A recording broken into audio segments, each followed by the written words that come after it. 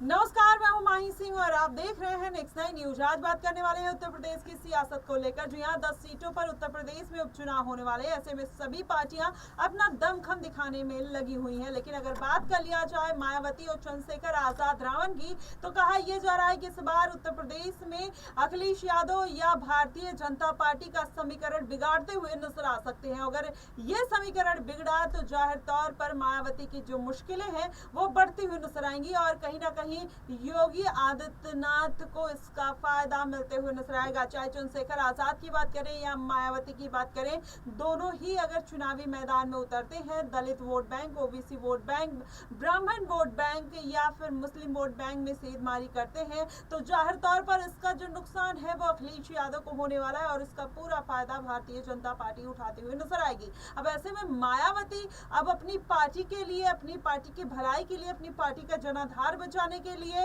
अब अपनी पार्टी पर ध्यान देती है या फिर इस बार के उपचुनाव में भी भारतीय जनता पार्टी को फायदा पहुंचाते हुए नजर आएंगी। कहीं ना कहीं इस पर सभी की निगाहें टिकी हुई हैं। वहीं अखिलेश यादव लगातार ये चाह रहे थे कि मायावती को किस तरीके से साथ लिया जाए, लेकिन मायावती ने साफ तौर पर इनकार कर दिया कि वो किसी के साथ गठबंधन में नहीं जाएंगे, अकेले ही चुनावी मैदान में उतरेंगे। लेकिन अगर दूसरी तरफ देखा जाए और जानकारों की मानी जाए तो ये कहा जा रहा है कि अगर मायावती उन दलित पार्टियों का हाथ थामती तो जाहिर तौर पर उनको फायदा मिलता हुआ नजर आता, जिसमें चाहे पल्लवी पटेल है, स्वामी प्रसाद मौर्य है, ओवैसी की बात कर लिया जाए या चंद्रशेखर आजाद रावण की बात किया जाए। अगर मायावती इन समीकरण को साधते हुए चलती, इन पार्टियों को साधते हुए चलती, तो जाहिर तौर पर उनकी पार्टी का जनाधार फिर उससे ऊपर जा सकता था और कहीं ना कहीं वोट बैंक में भी एकजुटता देखने को मिल सकती थी और यही एकजुटता कहीं ना कहीं मायावती को ऊपर ले जाने का या उनकी पार्टी को ऊपर ले जाने का काम करती हुई दिखाई देती। लेकिन दूसरी तरफ अगर बात किया जाए तो इस बार के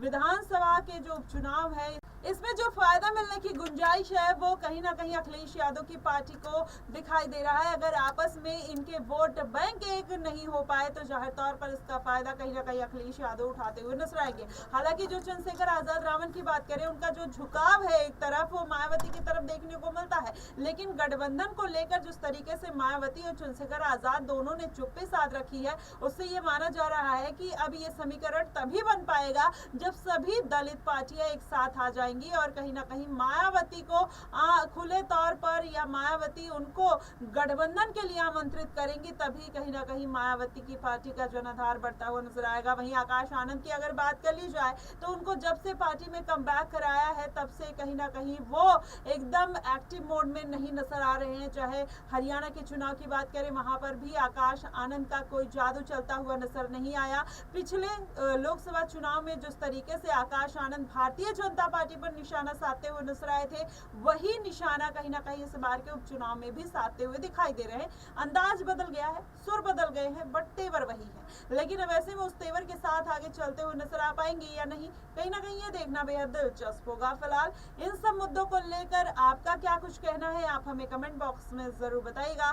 फिलहाल के लिए बस इतना ही। देश और दुनिया की तमाम खबरों के लिए हमारे साथ बने रहिएगा नेक्स्ट 9 न्यूज पर।